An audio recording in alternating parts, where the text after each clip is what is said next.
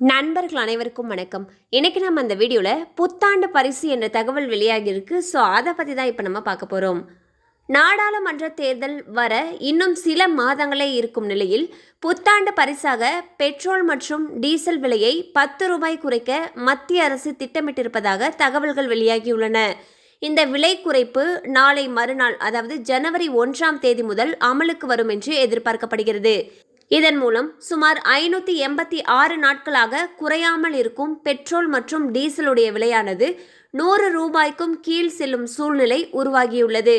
So பார்த்தீங்கன்னா, வரக்கூடிய புத்தாண்டிலிருந்து petrol மற்றும் டீசல் விலையில் மாற்றம் இருக்கும்னு சொல்கிறாங்க.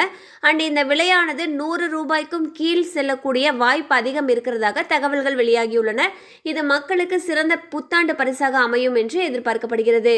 கண்டிப்பாக இந்த அப்டேட் உங்களுக்கு பயனுள்ளதாக இருந்திருக்கும் நம்புகிறோம். மேலும் இது போல் அப்டேட்ஸ் உங்களை உடனே ரீச் ஆகணும்னு நினச்சிங்கன்னா நம்ம சேனலோட தொடர்ந்து இணைந்திருங்கள். தேங்க்யூ ஃபார் வாட்சிங்.